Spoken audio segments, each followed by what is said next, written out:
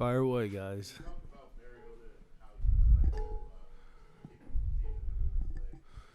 Yeah, he's a dynamic player um, who can throw the ball really well, and he's been the thing about it. He's been doing this for a really long time, running this style of offense.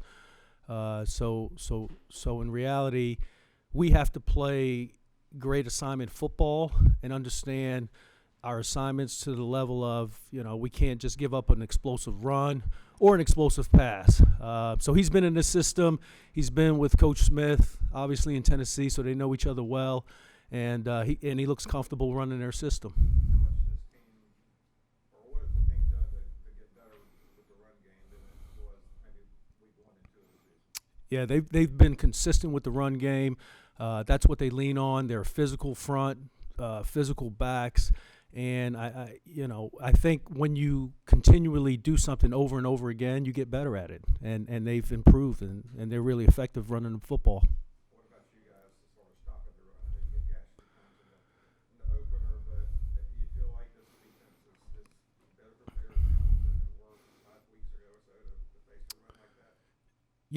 The number one thing that we try to emphasize is stopping the run first and foremost, because when you don't stop the run, it can demoralize you as a defense when a team can continually line up and just run the ball, run the ball, run the ball. So each and every week, that's a huge emphasis for us. We're constantly trying to find ways to improve that each and every week's a different challenge just based on what the run game is that particular week. So every run game has a different challenge. Kyle Pitts isn't your natural wide tight end. He can play anywhere. How difficult is that from an assignment standpoint? He's a player with a lot of position flexibility, and this year you see him more in a traditional tight end location. He's in line, he's blocking. They run the ball behind him, so they flex him out. They leave him in line. So he's doing it all right now. Last year I believe he was more in a slot doing some things and out at number one and running routes, and he was still blocking.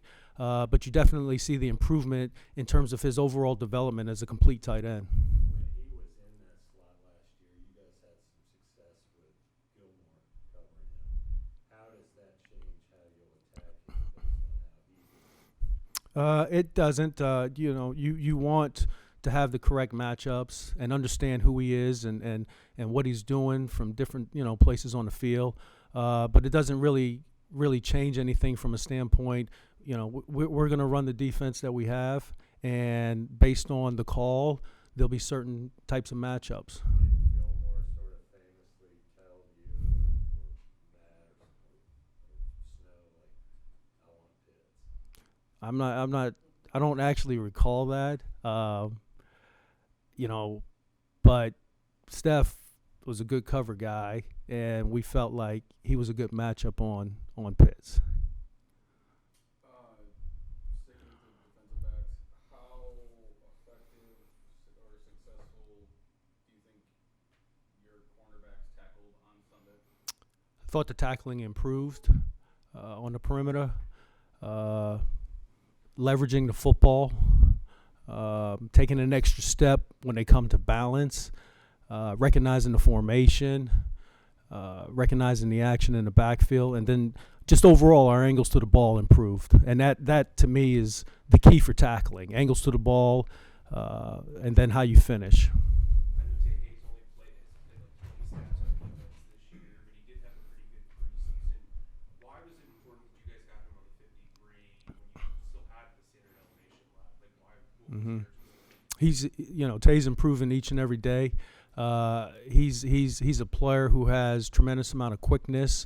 His football IQ is really good. He's a good football player, especially in zone coverages. He's improving on his man-to-man technique, and he just has a knack and a feel for the game. He's a football player. How valuable was that experience you went through in 2014 where you're 3-8-1 and Yeah. Ron Rivera walks in and tells everybody we still got a chance to make the playoffs?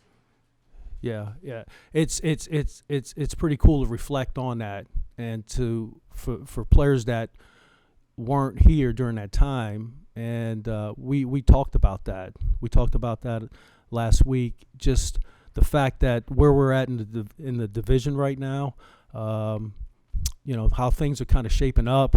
That we're right in it. We're right where we want to be, and some of the players, there's maybe a couple players left from that team that are here, JJ for sure. But the fact that we went through that, I went through that, I know Steve went through that, obviously.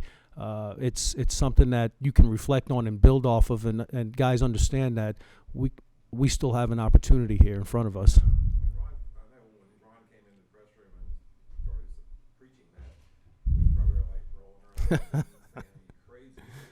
What did you guys think in the locker room The thing that I remember talking about, at least as a defensive staff, is that we weren't going to really change who we are and what we do. We're going to reteach it and do it over and over again, and eventually it flipped for us. And we started producing on the field, we started winning, and then it just kind of took off from there.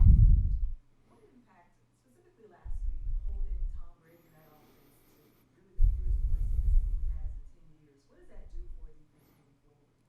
Well, it starts in practice, and I think that it gives our team confidence that they can play good football against an elite offense, and probably the best quarterback, one of the best quarterbacks to ever do it.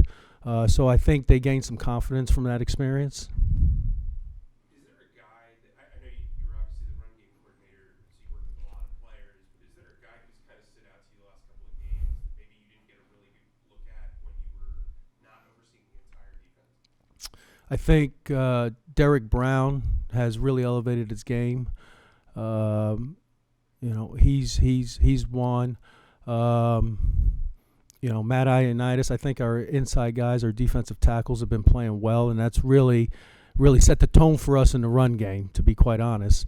The inside push, those guys playing with their hands and the technique and their footwork, all of those things have improved since OTAs, through training camp, through the season, and they're getting better each and every week. And to me, it starts up front in terms of the defensive line, setting edges, penetrating, creating a new line of scrimmage, allowing the backers and the safeties and the nickels to run around and tackle the ball. Last week, Frankie was back on the field, but not playing basically every snap as he was earlier in the year. Was that related to coming off the injury, or is that by design? Do you want to kind of spot him in a little more? Yeah, so our linebacker room is a diverse group of guys, diverse group of players, and they all have specific skill sets. Frankie missed a couple of games, and so it was just kind of working him back in. But at the same time, we have some other quality players, good players in there, and Damian and Corey. Brandon Smith is coming along as a young player for us. So just having different packages and doing different things, trying to accentuate each guy's ability, and also spreading out the rep count. Will Brandon play more, do you think, over the second half of the year? I mean, do you see that coming for him? He's got to be ready. I'm seeing improvement every day in practice, so he's getting close. And if called upon, he's going to go in the game. How much you changed the way you use Chin when he comes back? Not really sure. Just based on who the opponent is more than anything, and how we want to attack the offense. That's really it. About the defensive interior you just mentioned, any concern with depth there, Davion missing No, Bravion came back. We have Phil Hoskins in there. Marquand McCall's playing good ball for us right now as a young player. So no, I don't have any issues. I don't think we have any issues with depth there. What's the next step for you Terry Gross Matos to kind of become a more consistent pass rusher? Etor, good football player, really has improved in the run game. We use him outside and inside, especially on third down. So he's inside and he's figuring it out. It's a different world inside, and he's played inside for us in the past and been successful. So it's just a matter of sometimes opportunities present themselves, and sometimes they don't. And but he's a guy that we definitely want to get going. When you make a play call that results in both of your defensive ends dropping into coverage, what advantages do you hope that creates? Well, you're just trying to present the offense with a different look as much as anything.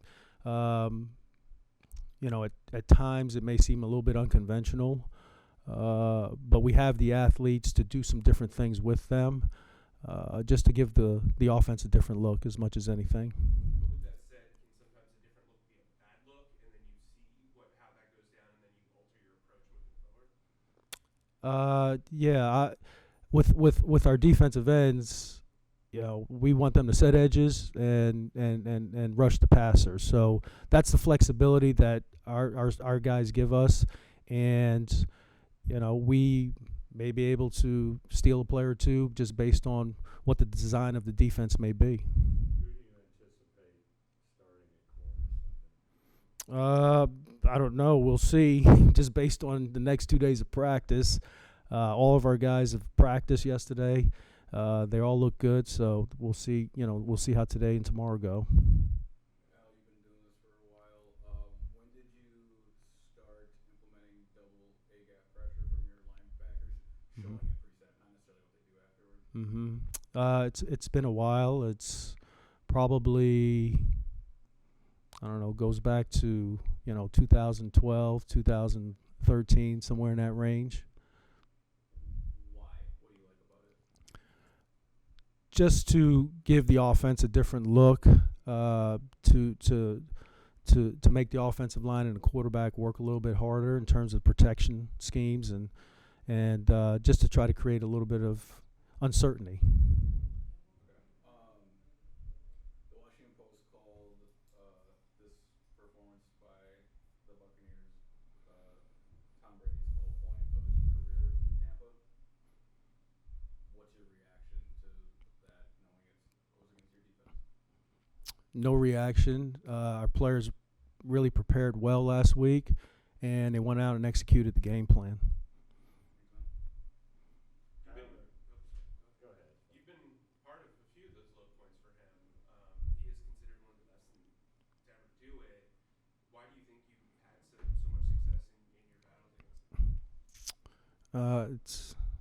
I don't know. That's a tough one. I just think in certain situations, we've shown up and our guys have played well and executed. That's really it. I've been lucky, been fortunate, I guess. How are you liking the game day operation with you on the field, and kind of who are your eyes upstairs? Mike Saravo's upstairs, Bobby McFay. So we have two guys on defense in the press box that communicate with me on game day and do an outstanding job. I like to be on the field just for the mere fact I can feel the emotion and feel the players. Players talk to me in between series in terms of their eyes. So as a coach, I do believe it's important to understand things also through the player scope and how they see the game, and we can adjust and make adjustments on the sideline and hopefully get better at doing that. What move have you made during a game that you might not have made because you weren't down the field and saw the eye and what was going on? Can you repeat that again? Can you repeat? What move have you made during a game that you may not have made had you been up in the press box because you saw the emotion or the whatever, you saw the eye? It's hard to say. I think some coordinators like to be up top because they remove themselves from the emotion. It's more like an office type setting. Whereas I feel I get into the game, I feel the players' energy, they communicate with me, and it just I can't say because I've never called the game from the press box. Were you ever in the press box as a position coach, and how did you like it? I was when I first started out in the league with the Giants. I was in the press box. You can see the game obviously a lot better, but you're removed from that emotion. But that's it. I mean, seeing the routes, seeing the concepts, seeing the run game, it's all clearer from up top for sure. Is that the only time in your career, and In college, I spent time up in the press box as well. So most of my college career, I spent time in the press box. A couple of years I was down on the field when I was a coordinator in college. And then in the NFL, just in New York, I was in the box. Ever since then, I've been on the field communicating with the Mike linebackers. That's it. Thank you, guys.